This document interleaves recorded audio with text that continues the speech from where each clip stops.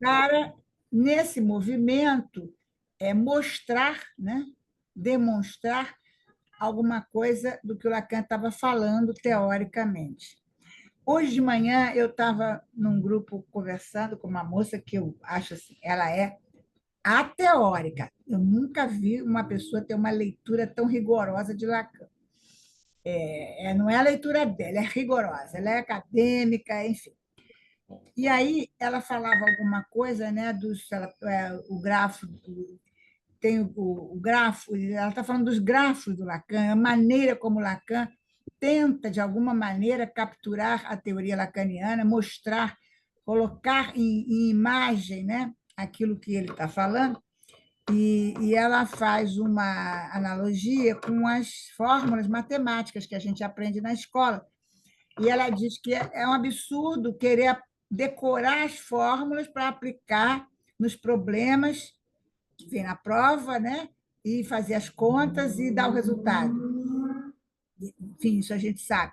E que, ao você poder entender a montagem de uma fórmula matemática, você não só não precisa decorar, como você pode usar ela de várias maneiras, em várias situações, não só naquele problema que o professor ensinou e que você decorou. Bom, e, e aí ela estava falando do esquema R, qualquer coisa assim, que o esquema é, tem sempre algo mais a mostrar. E eu disse assim: o pior que eu acho não é isso, é que o Lacan faz um esquema, é, bota algumas letras ali, alguns pontos e tal, e quando ele repete esse mesmo desenho do esquema, ele bota outras letras e outras figuras. Então, eu estou explicando isso tudo para pedir paciência a vocês, para pedir tolerância, porque não tem outro jeito da gente tratar o grafo a não ser a partir dessa variedade, desse movimento, né? O grafo do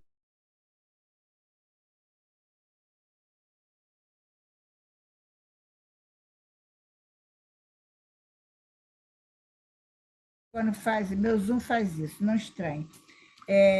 O grafo do desejo, também chamado de point de Captonnet, foi inspirado naquele movimento, naquela linha que tem nos sofás antigos. Eu não, a não ser que eu fosse buscar na internet, aliás, eu busquei, mas não encontrei nada muito claro. Mas sabe aqueles sofás bem antigos que vocês só veem em museu, que tem um botão, tem um ou dois ou quatro ou vários botões, é um buraco, um cavo, e o botão está ali. Captonê. Captonê, pois é. E esse ponto, na verdade, é um ponto que sai de lá do fundo do estofo, né? Ponto de estofo. Ele passa por cima, geralmente ele prende a base do botão e desce de novo. E quando ele puxa, esse botão fica preso ali, né?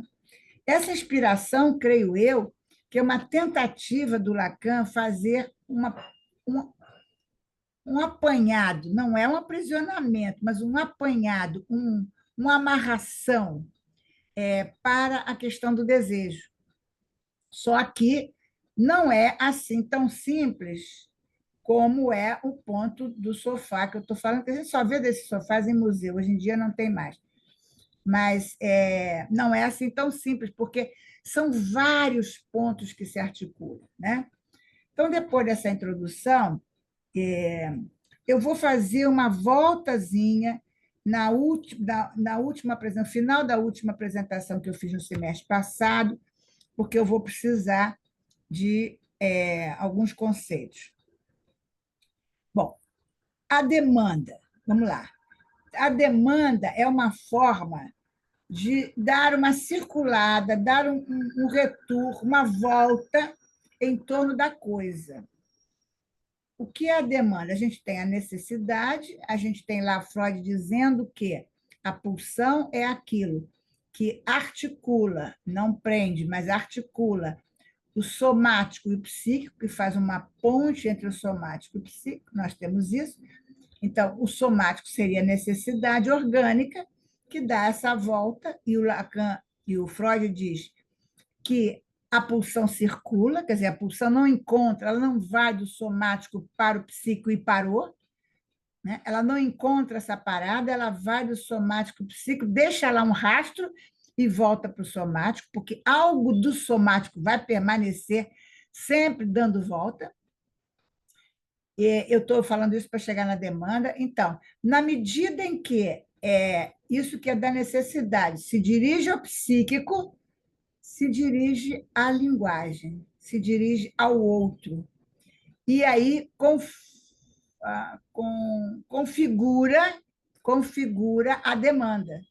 Então, vocês veem que necessidade e demanda, e depois vocês vão ver desejo, são coisas absolutamente intrincadas. A gente não pode dizer, isso é necessidade, isso é demanda, isso é desejo. Não é.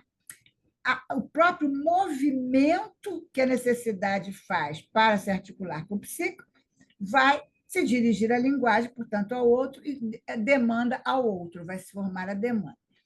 E, como eu já tinha dito antes, e vou repetir, não essa demanda, essa necessidade que se dirige ao psíquico não consegue achar um lugar, como é que eu vou dizer, próprio, definido para essa necessidade. Ou seja, a necessidade não é toda traduzida no psíquico. Essa demanda não encontra satisfação, a pulsão não encontra satisfação. Ela dá só uma reduzida na atenção, nos ensinou Freud. Então, esse resto, né, que não foi possível de ser satisfeito, constitui o desejo. Então, é tudo junto e misturado, gente, entendeu? Daí as dificuldades. Então, eu queria fazer isso para falar a demanda. Por quê? A demanda, então, é uma forma circular em torno da coisa. A coisa freudiana, o das Ding, né, que seria a mãe mítica, que seria a origem do sujeito, e, portanto, seria a completude do sujeito, se existisse, né? Então, essa volta circular, essas voltas circulares, não permitem saída, não tem satisfação, né? Então, essa demanda vai fazendo várias voltas. Lembrem-se, daqui a pouco eu vou mostrar desenho, mas lembrem-se, eu já mostrei, quem estava aqui comigo viu, quem não estava, paciência, é um movimento. O ponto de estofo é uma linha, um movimento que vai, né? E se movimenta sempre. Então, por isso não permite saída, é um movimento contínuo.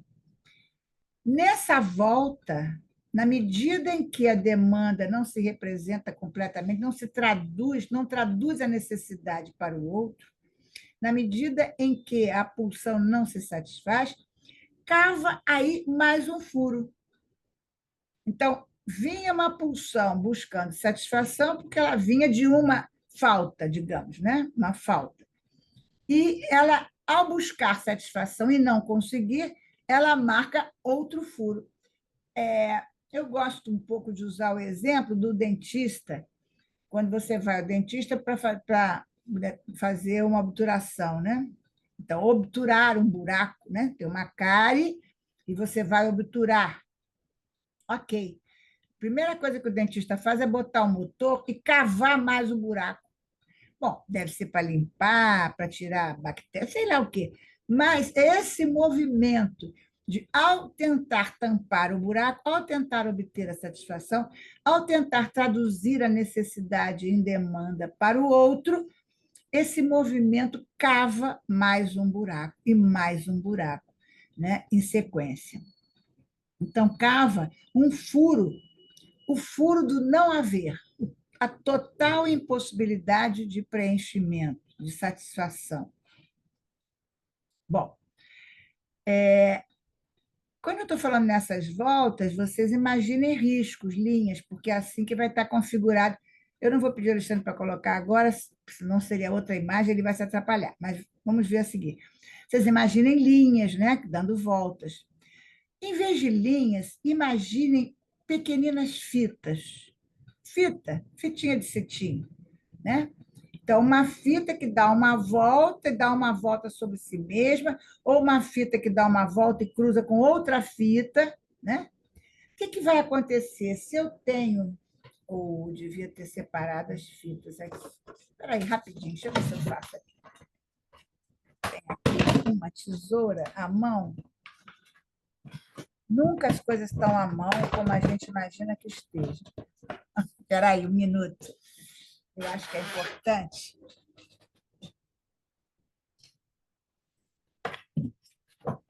Pronto.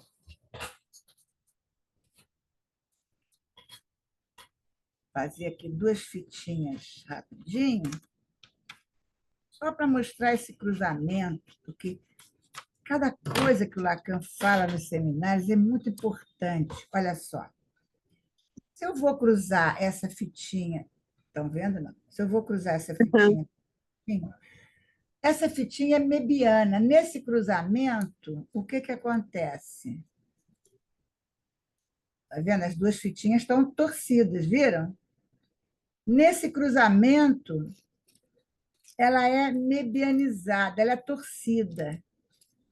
Ela é torcida. Uma é torcida sobre a outra.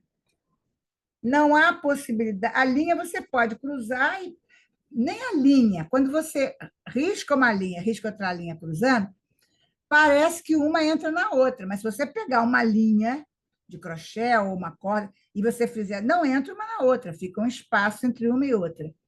No cruzamento que o Lacan propõe aqui para o grafo do desejo, pois a maneira de não ficar, porque se colocar assim, ó, tá? Se colocar assim, vai ficar um espaço, mesmo um espaço virtual, entre uma e outra. Entendem o que é um espaço virtual? É porque uma não entra dentro da outra. Então, o Lacan propõe essa voltinha, essa virada mebiana, para que uma entre dentro da outra. Na verdade, não entra também, mas o esforço, a tentativa é grande, né? E aí a gente faz isso aqui, né? Entenderam? Agora vou voltar para o meu texto, que eu vou falar dessa borda mebiana, que eu tive que explicar assim. Não dá para desenhar, não dá de Alexandre para botar, não dá, tem que fazer assim. Porque eu sou do tempo do quadro negro, eu acho ótimo. Tá. Então, nessa. Tereza, a gente pode comentar ou só Por depois, no favor, final? não, eu sou daquelas que adoram ser interrompida. Então vamos lá. É porque você estava mostrando e eu estava pensando na dança mesmo, né? Nessas fitas, nessas, enfim, né? Na demanda, né? E essa dança, esse movimento, porque isso não é estático, isso tem um ritmo, né? Será que a gente pode pensar em Lalang aí, né? Naquilo que o sujeito nem sabe por quê, mas recebe e o que que ele vai fazer com isso? Nós vamos ver esse tempo de Lalang aqui. Mas esse movimento que você está falando na dança, nesse ritmo, Uhum. que a gente vai ver aqui, que no Lalang é inaugural, que o Grafo do Desejo fala de um tempo de Lalang, embora o Grafo do Desejo é do seminário 5-6. Ele ainda não falou, nem sabe o que é Lalang nessa altura. Uhum. Mas a gente vai poder reconhecer, porque a gente já ouviu ele falar de Lalang, tá? Mas Tudo bem. esse ritmo que você fala e essa dança acontece o tempo todo, mesmo O nessa tempo todo. língua aqui que nós estamos falando. Ela Uhum. vem de Lalang e ela vai, é contínua, ela é sempre Uhum. presente. Entendeu? O meu ritmo não é o seu, né, de falar. Bom, mas então eu Uhum. queria ver. Nessa iância da Vamos lá. borda bibiana, surge o que foi. É um pequeno desencontro, né, de uma fita na outra, como eu mostrei, por mais que o Lacan virasse assim, torcesse para elas ficassem enroladinhas e tal, há sempre um espaço entre uma fita e outra, entre uma linha e outra. Essa ânsia é aí que vai surgir o que foi. Né? É algo de surpreendente, algo de estranho, algo de diferente. Bom, essa expressão que o Lacan usa, que foi, é baseado no texto de Jacques Cazotte, intitulado O Diabo Amoroso. Quem quiser, leia lá. O texto não é assim tão importante para nós. É um texto de 1772, né? Em que o diabo nesse texto, ele é dito como alguma coisa que o sujeito não crê, ou seja, não é algo consistente. Mas esse diabo é a origem do que foi, que queres. A gente vai entender isso melhor hoje ainda. Então, nessa aliança aí está o jogo, está em jogo o desejo de saber o que é impossível saber. Eu não coloquei aqui agora, mas penso, vocês vão ouvir falar daqui a pouco do S grande de A barrado, A entre aspas, S de A barrado, vocês vão ver essa forma. E eu vou falar. Isso aí é a fórmula da estrutura psíquica do sujeito para Lacan. É o significante que, se existisse, seria o significante da falta de significante no campo do outro. Não dá para decorar, gente, vão ter que entender. Campo do outro, linguagem, falta, certo? Todo mundo sabe, linguagem falta. Se não houvesse falta, eu não estaria falando nem vocês. Então, campo da linguagem, falta. Não é impossível dizer tudo. O que a gente faz? Vamos tampar essa falta, vamos botar aí uma palavra, um significante. Só que não há significante que encaixe aí nessa falta, né? Então, o Lacan cunhou, o Lacan grafou S de A barrado, que seria esse significante que, se existisse, a gente poderia colocar na falta do campo do outro, tá? As fórmulas entendidas ficam mais fáceis, a gente não precisa... Eu não decorei, porque eu mastiguei isso muitas vezes. Bom, então, fica lá o diabo, né? O diabo amoroso, ou essa instância, e vocês vão ver de onde sai essa linha, que voe, insistindo, né? Para isso que é impossível responder. É impossível responder para o outro o que o outro quer. Diante da pergunta do diabo, o sujeito se pergunta o que é que ele quer de mim.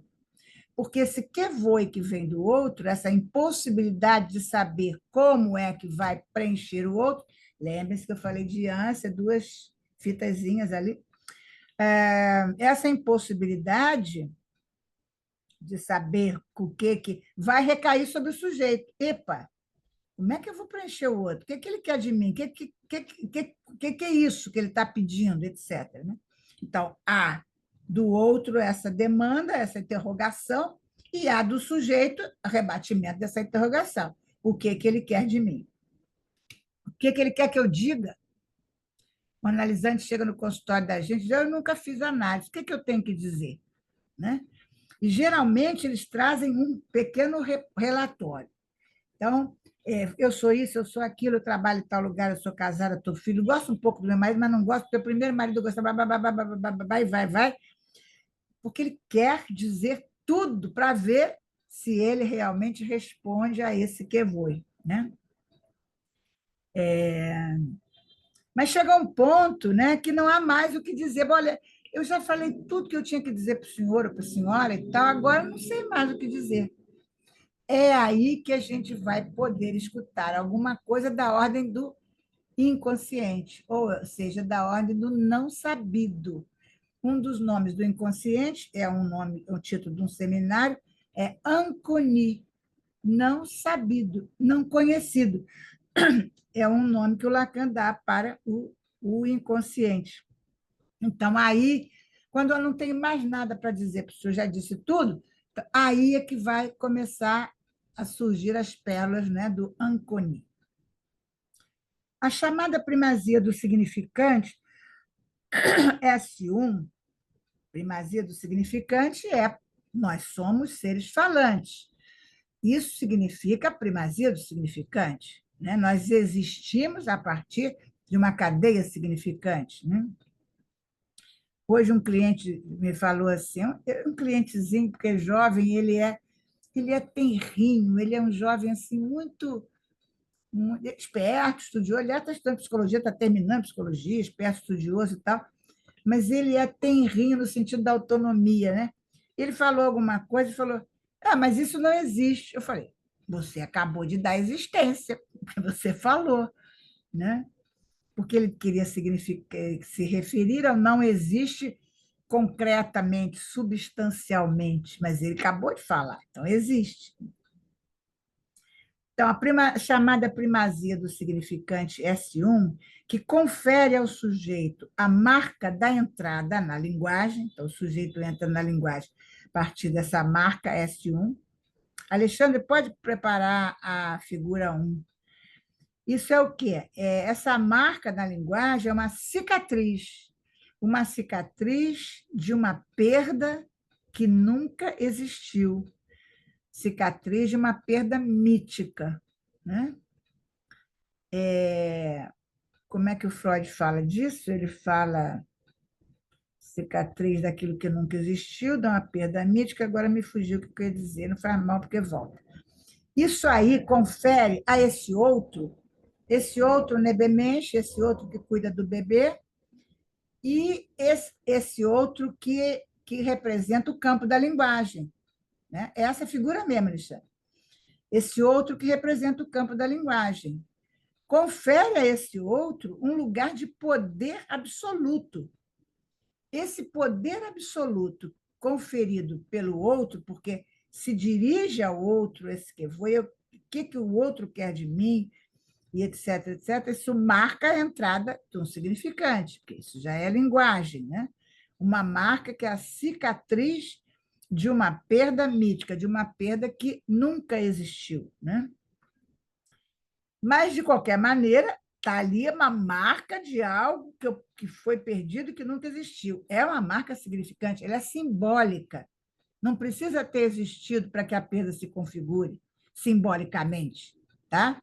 Então, sendo simbólica, confere esse outro esse poder, e aí é que a gente vai entrar naquilo que o Lacan, no Seminário 12, desenvolve, que é alienação-separação. De novo, não são duas coisas.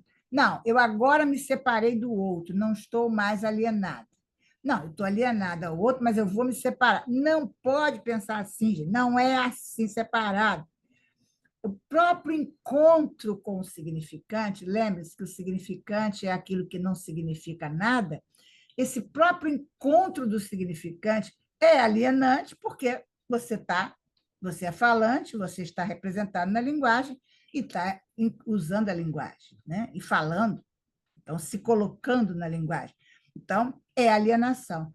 Mas, ao mesmo tempo, é separação, porque essa implicação na linguagem não é toda. Né? O sujeito implicado na linguagem é um sujeito barrado.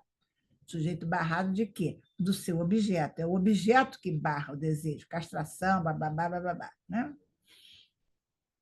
Então, então, a alienação está sempre presente, né? E a separação também. São coisas implicadas. Né? Por se tratar do significante, ao mesmo tempo, na medida que S1 depende da S2. Porque, inclusive, assim, nessa entrada da linguagem, onde a marca é o S1, eu disse, né? Não existe S1 sem S2. É uma coisa meia lógica, assim. Se eu digo assim, gente, no meu primeiro casamento, o que vocês supõem? Que foi o único? Meu primeiro filho, o que vocês supõem? Que foi o único? Se eu falo primeiro, está implícito que tem segundo. Sabe-se lá, terceiro, quarto, quinto. Mas se eu falo primeiro, eu estou falando de uma entrada numa série, que pode ser uma série de dois, sim, mas é uma série. Né? Então,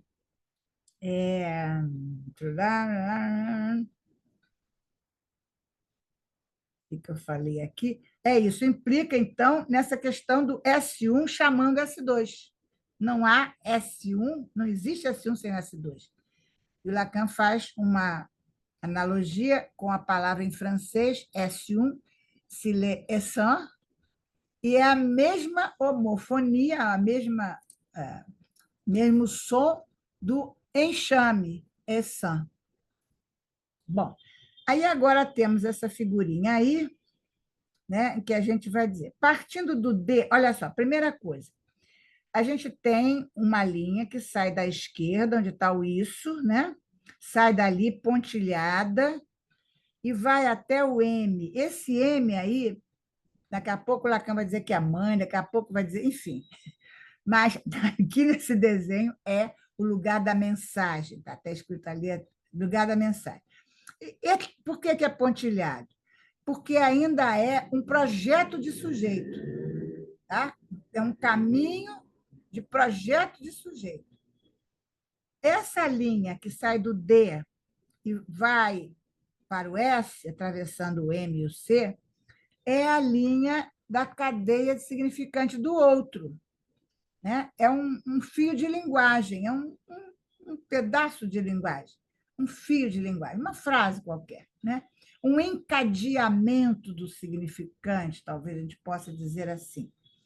Então, vocês veem aí a base mesmo do ponto de estofo, a coisa básica. O projeto de sujeito cruza com o segundo ponto aqui da cadeia significante. Engraçado, cruza primeiro com o segundo, sim. Primeira coisa que é um bebê, um futuro sujeito, a primeira esbarrada que ele dá é com uma linguagem que para ele ainda não é comunicação, ainda não é mensagem, é um enigma, é uma coisa que não tem. O que é isso? Não tem o mínimo sentido. Que o Lacan chamou de código, né? Um código a ser decifrado. Né? Então, esse é o primeiro encontro, mas até aí nada, não tem sujeito, é uma coisa esquisita, é um código, é um som, né? Tanto que depois vocês vão ver que nessa mesma seta da esquerda para a direita, do D para o S, o Lacan vai chamar de voz. Não sou eu que faço isso, gente. Isso está assim no seminário, a gente vai ter que estudar assim. Vamos lá. Então, bateu no código, não sei o que é isso, continua lá. A intencionalidade do sujeito. A intencionalidade do sujeito é uma marca, uma trilha, né, que vai se colocar para além do dito. A intencionalidade do sujeito se refere a algo que o sujeito, algo que estava por trás do dito. Tem uma frase grande que eu não acho que eu não vou capaz de me lembrar. Aquilo que escorre. Tereza não está aí, se Tereza tivesse, ela sabia de cor isso. Né? Mas, enfim, o que importa agora dizer para vocês é que é algo que está para trás do dito, algo da ordem É do o dizer. dito que fica esquecido no mais além do que se. Mais ou menos, Mais mais ou ou menos. menos isso. É importante a gente entender, né? Mas é algo que escorre por trás. Bom, não vamos tentar, mas vocês entendem? Quer dizer, o que me interessa aqui é que essa intencionalidade do sujeito está para trás do dito. O dito está aqui, cadeia significante, está lá. O outro falou alguma coisa. Agora, o que é nisso que o outro falou que ecoou para o bebê como dizer? É a intencionalidade do sujeito. Ou seja, o que ele quer de mim, né? Isso que essa mensagem que ele se dirige a mim tem a ver com o que eu sou para ele. Então, é uma intencionalidade do sujeito que fica como enigma. Você não pode dizer o que você é para o outro. Nem nós, estudamos psicanálise, tendo os anos, não sei quantos anos de análise, não adianta, né? É impossível dizer o que eu sou para Sandra, o que eu sou para Eliane, o que eu sou. Não tem como, né? Então, é sempre algo que fica por trás do dito. Mas o que um analista faz se não escutar isso? E o que é isso que ele escuta? A transferência. Como é que esse sujeito se dirige ao analista? Em que posição que ele coloca o analista? Essa posição que ele coloca o analista tem a ver com aquilo que esse analisante, esse paciente, esse analisante, pensa que ele é para mim. Aí é transferência. Tá? Mas, no momento aqui, nesse desenho, nada de transferência, nada de sujeito, nada de divã. É ainda o esboço assim, de uma estrutura de um sujeito. Né? Então, vou continuar lendo aqui, que eu não esquecer. Então, parte do D, vamos primeiro nessa linha, mais ou menos da horizontalidade da linha. Né? Parte do D, e o Lacan chamou no seminário 6, ele diz a travessia do significante. Ou seja, a travessia do significante vai atravessar aquilo que a gente está chamando de projeto de sujeito, que é a linha pontilhada. Essa linha pontilhada vem do isso. E o que seria esse isso? A necessidade, o orgânico, o pulsional, né? O puramente pulsional, sai pontilhado, vai subindo, estabelece um código quando ele se encontra com essa linha que vem de D, que é a cadeia significante, estabelece um código. O que é isso? Uma possibilidade de linguagem. Não é linguagem ainda, é uma possibilidade de linguagem. E isso vai marcar, vocês vão ver que depois, num outro desenho, é daí desse C, que aí eles não vão chamar de C, o Lacan vai chamar de A, é daí que sai o que foi. Nesse cruzamento do projeto do sujeito com a cadeia significante do outro, sai o diabo dizendo que foi, que foi, que foi. Tá? É bonito quando a gente consegue juntar alguma coisa. E esse cruzamento do projeto do sujeito com a cadeia significante do outro vai produzir, num movimento retroativo na cadeia, olha lá, continua a linha pontilhada, ela aí vai fazer uma retroação, estão acompanhando? E vai produzir uma mensagem, M, lá, mensagem. Depois esse M vai sair daí e vai ser outra letra. Apronta-se. E esse M aponta para um signo, um sinal, uma marca, né? Uma marca. Uma marca que ainda o sujeito não sabe qual é, e nem o sujeito da cadeia significante, o outro da cadeia significante, ele também não sabe. Mas, de alguma maneira, esse projeto de sujeito entra na cadeia significante e toma lá um lugar. Mas é um lugar que não tem sentido. É um lugar da significação e não do significado, né?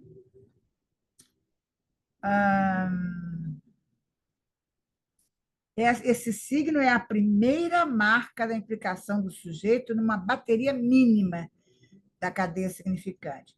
Isso é aquilo que a gente chama de identificação real, porque esse sujeitinho aí é projeto, ele é real, ao outro real. Identificação real ao outro real. Esse primeiro andar do grafo representa o movimento, ou desculpe, é um movimento também, mas eu escrevi o momento ínfans do desejo. Olha aí o Lalang que a Márcia, né, apontou. É o momento ínfans do sujeito, a inocência da linguagem.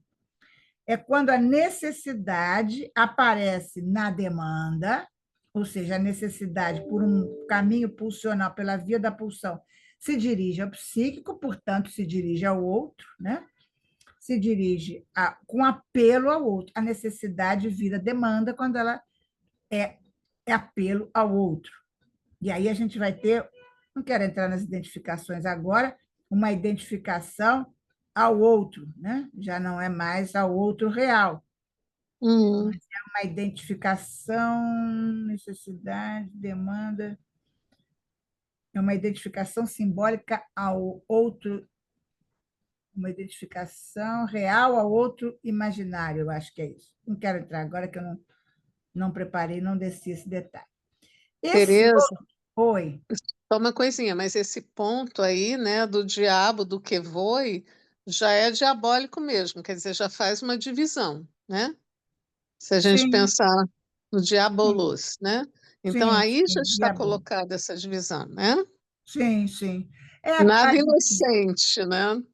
A divisão, Acabou a inocência. mas veja bem, essa divisão só vai comparecer depois que a cadeia Lá, pontilhada é, acaba.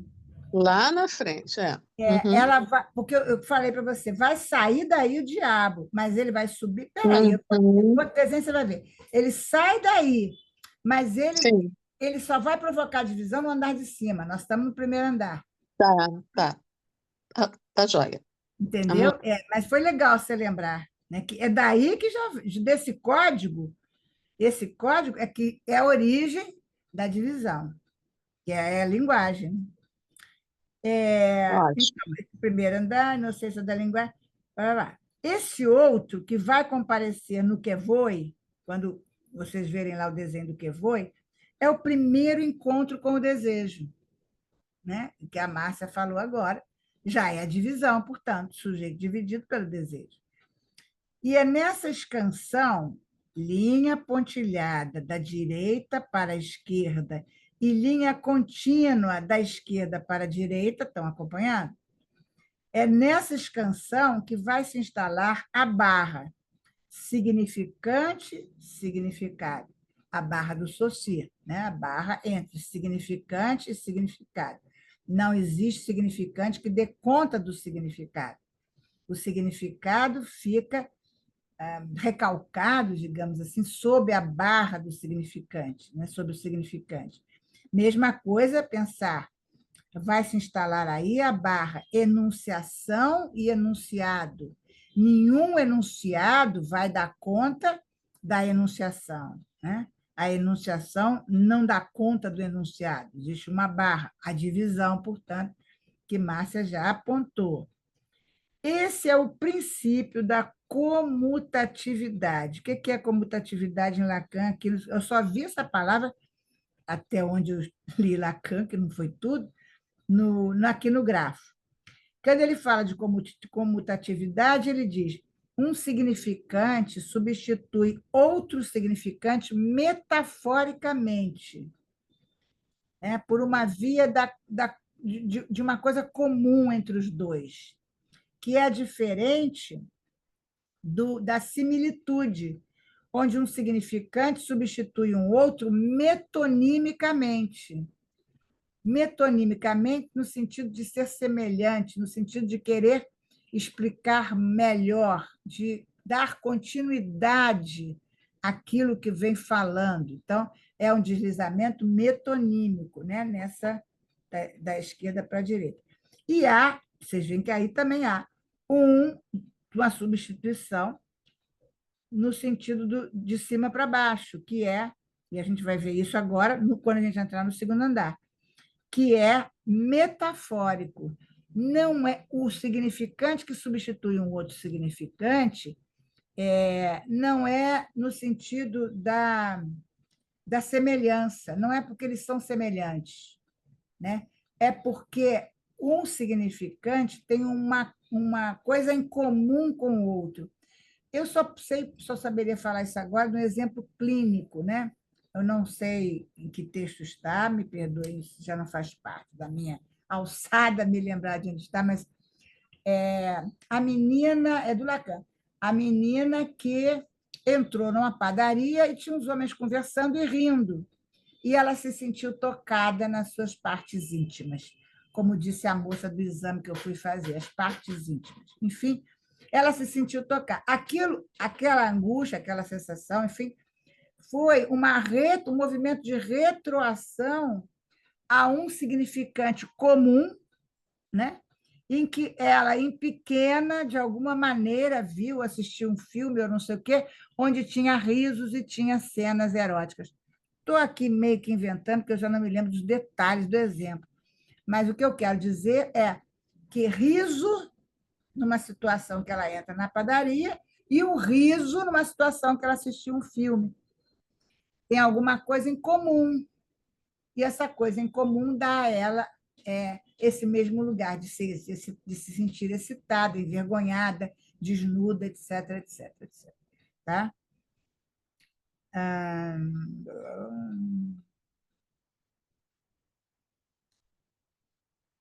Tá, são essas escansões, portanto, que esses encontros desencontrados, que nos levam ao segundo andar.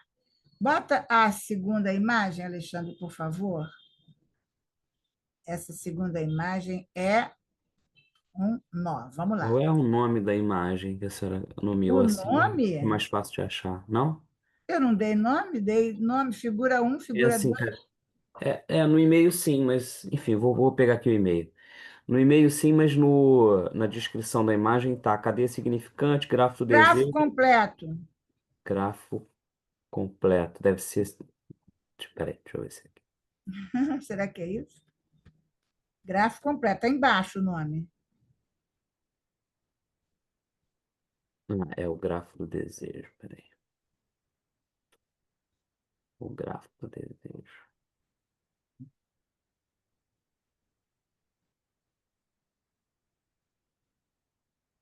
Show? Cheio, vai agora. Não é esse vermelhinho, Não. não. Todo Ó, pretinho. então é o segundo, a segunda imagem. É a segunda que eu mandei, te Ah, falei. entendi. Ok, peraí. Segunda. Não dá para falar sem o desenho, gente. Vocês já notaram, né? Prefiro ir mais devagar, mas né, poder ir escalando, como eu disse, vamos escalar esse grafo, pouco a pouco. Cheio de letra, o mais completo. Cheio aqui já. Muito bom. Muito bom. Isso aí. Vamos lá. Então, vocês veem como mudou. Ali onde era o M, lembram? Embaixo onde está S pequeno de A, e do lado esquerdo, e do lado direito tem um A grande, ali tinha M de mensagem e código, C de código. Tá? Vocês verem como é complicado.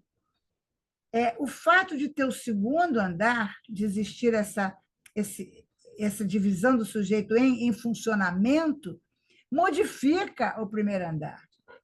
Né? Ali onde era código, está o grande outro. Ok, tem uma relação. Né?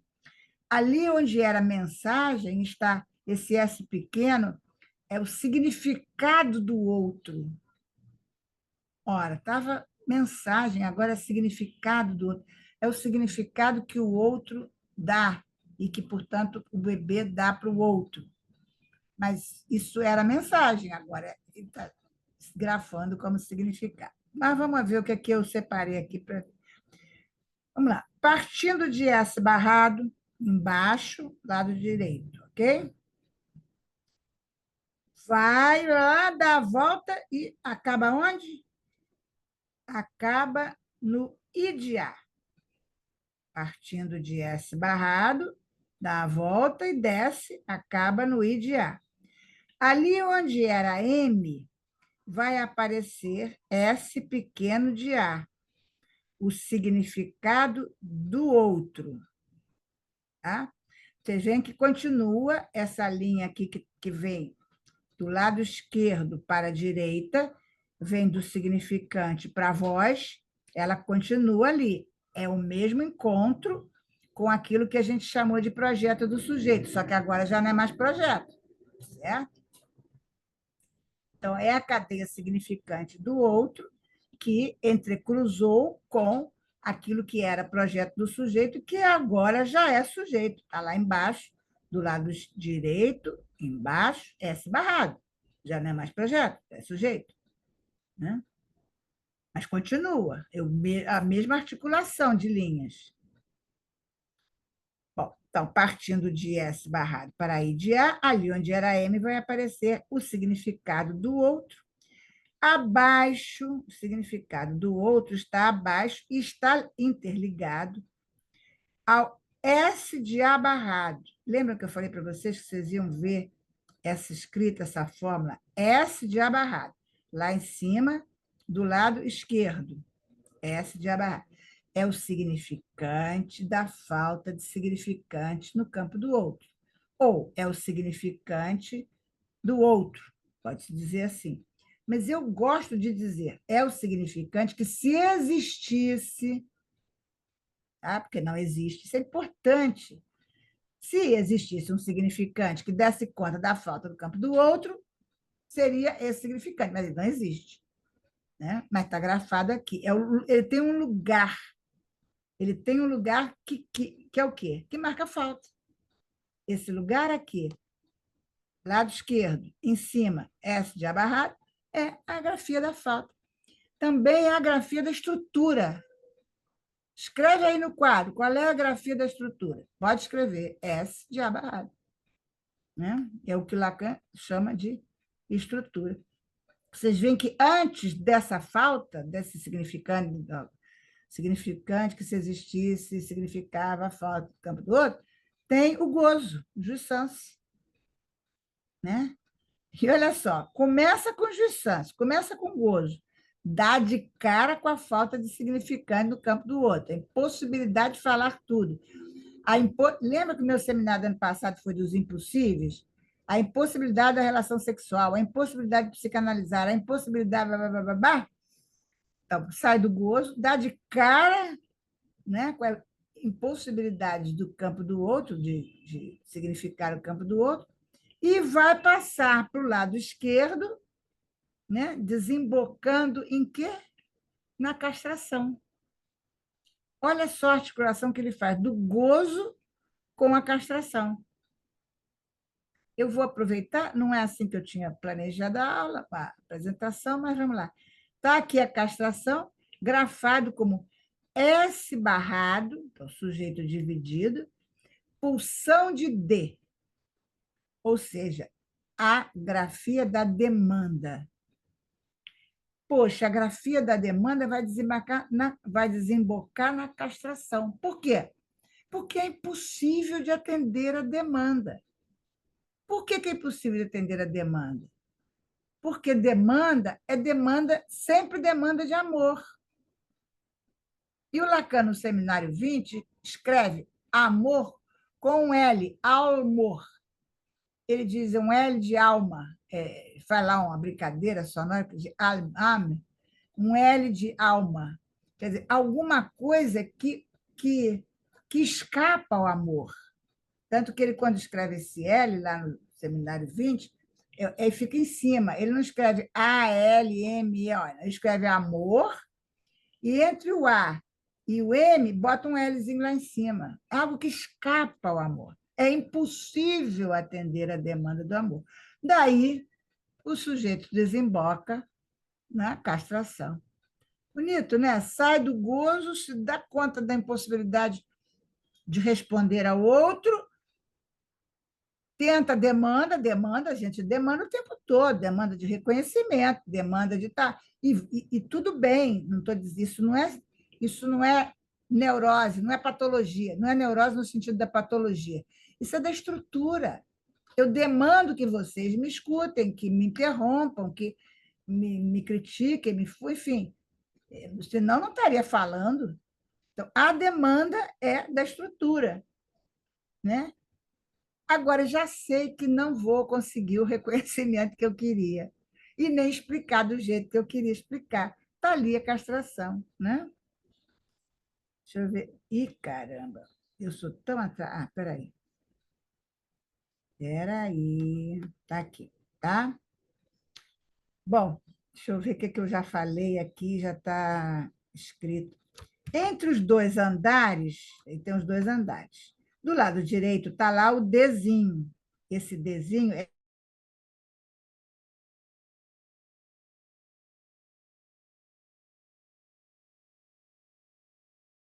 esse é o meu zoom. O meu zoom ele é a castração. Ele corta a sessão. Então, o D, esse Dzinho do desejo, e do outro lado esquerdo, a sua articulação na fantasia. Né? É nos moldes, não, porque molde fala de modelo, é no frame em inglês, na moldura, digamos assim, é na moldura da fantasia, no enquadre da fantasia, que o desejo vai se presentificar. Né? E está lá a fantasia, S barrado, punção de A. Esse balãozinho que a gente lê como punção, eu acho que ajuda muito se a gente não esquecer que ele, para Lacan, e o Lacan disse isso, sei lá, em que seminário, significa menor que, vou fazer aqui o desenho, menor que, maior que, incluído e tem um outro sinal de matemática que eu não me lembro agora. Então, são 4 sinaizinhos assim, ó, um assim, outro assim e outro assim. Viram? Tá? Esses 4 sinaizinhos é que formam isso que a gente chama de pulsão, que é esse balãozinho. E esses sinaizinhos não se encontram. Isso não é um balãozinho fechado. Isso é um balãozinho aberto que vai ficar que nem espiral de caderno. Ó, não se encontra, não se encontra, vai fazendo voltas. Isso tanto pode ser chamado de pulsão, como de demanda, tá? Como de desejo. Mas é preciso como é que eu vou dizer? Uma trilha, um trilhamento para o desejo. Mas essa volta, ela não fecha, ela é aberta e vai virar nessa volta. E não Parece sempre espiralado, né, é Tereza? espiralado. Isso aqui é um caderno espiral, Uhum. antigo. Pois é, as voltas, porque eu estava pensando no molde, né? No corte e costura, que dá assim o título do seu seminário, eu fiquei pensando nisso. O molde, ele não dá a dimensão do que vai ser a roupa. Você Sim, tem sim, ali, né, sim. o sketch, né, o Você desenho. corta para depois costurar, né? Isso, E exatamente. você, Só e vai você costura costurar se cortar. e você costura para dar um corte no corpo. A Uhum, costura sim. como a gente fala assim, que corte bonito tem a sua roupa. A gente não Uhum, está falando da corda da tesoura, a gente está falando da uhum, costura que foi feita em cima do corte. E que por sim. isso, obrigada, Márcia, por você lembrar desse significante, que eu já nem me lembrava mais. Fico pensando tanto no gráfico desejo, mas que corte lindo tem esse seu vestido, que corte lindo tem esse teu terno. Você está falando do quê? Uhum, Você está falando de uma costura que foi feita em cima de um corte. isso. O valor do meu avô era alfaiate. O valor de um terno bem cortado, aquele homem usa os ternos bem cortados, as camisas bem cortadas. O valor é o corte. A costura vai se fazer em cima do corte e vai dar um corte bonito no corpo, né? Bem cortado, Uhum, a gente fala. Né? Bom, muito legal. obrigada, Márcia. Eu que Assim, agradeço. assim até é bom. Então, tá lá, o desejo aparece aí nesse intervalo, desenho pequeno, como a dimensão daquilo que o sujeito vai realizar por ele mesmo. Eu não gostei, eu escrevi assim, porque eu não achei outra maneira de escrever. Então, eu vou falar de outra maneira. Aparece aí, né, o desejo e a sua relação com esse frame, esse enquadre da fantasia, né? A fantasia é esse espiral, onde o desejo vai circular, circular, circular.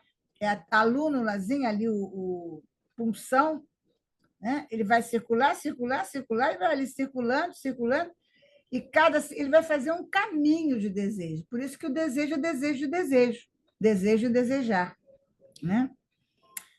Então, nesse intervalo, aparece o desejo como dimensão daquilo que o sujeito vai realizar por ele mesmo. Então, vamos lá. Eu diria dimensão no sentido do francês, dimension, fazer menção.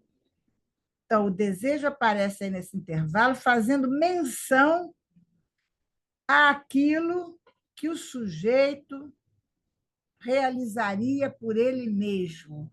Mas esse ele mesmo não é o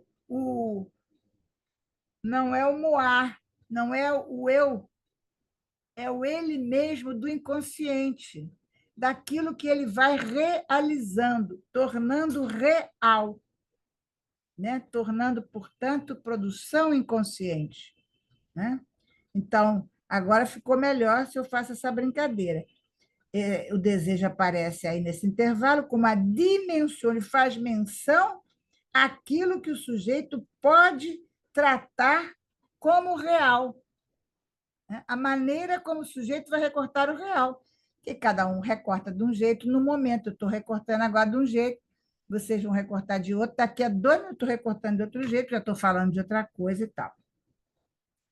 E como é que a gente pode exemplificar isso que o sujeito vai realizar, né? Vai trazer do inconsciente real e colocar a fala, o ser. O falar nada mais é do que uma tentativa de espiralar, né? Para chegar a algum lugar. Aonde você vai chegar nessa espiral? A lugar nenhum. Lembram do pé de feijão tem um conto que eu não sei de quem que é, será Monteiro Lobato, será não sei o quê, do pé de feijão que vai subindo, subindo e ia para o céu, né? Para onde vai essa espiral? Para onde vai essa fala? Vai para o céu, para as nuvens, para a poesia, né? E também o ser. Eu estou sendo, mas vou continuar sendo, e depois sendo mais, depois sendo até o dia que deixar de ser, né? Mas não vai dar em lugar nenhum o meu ser. Eu não vou virar, agora eu sou, assim se forma, agora eu sou psicólogo, agora eu sou psicanalista, isso não pode dizer, não tem cabimento. Mas agora eu sou mãe. Não, você é mãe ali naquele momento, 2 minutos depois já não é mais, e 2 já é uma outra mãe diferente, já vai por aí. Então, vou repetir, aparece nesse intervalo o desejo como uma menção àquilo que o sujeito vai fazer falando e sendo, para se colocar nos avatares da demanda. Estou eu aqui demandando, demandando, demandando. Os direcionamentos do desejo para a demanda vão produzir a castração. Aí está lá, como eu falei para vocês, sai do gozo, passa pela falta de significado do campo do outro, tenta, né, de alguma maneira, sair para a demanda. E o desenho que está do lado direito, ele está ligado, você vê, ele está ligado entre aquilo que é o outro enquanto voz, lá no primeiro andar, quando ele desenhou o primeiro andar, ele colocou aqui código, quer dizer, entrada na linguagem. Então, o desejo está aqui marcado entre a entrada da linguagem e a demanda. Ou seja, é aquilo que a linguagem não dá conta na demanda. Eu demando que a linguagem dê conta da minha origem. Não vou conseguir. Isso implica a castração. Deixa eu ver que horas são. Eu quero saber se está funcionando essa maneira de apresentação. Eu vou mais devagar, eu repito mais. Não está adiantando nada, não estou entendendo nada. Para mim, particularmente, está ótimo.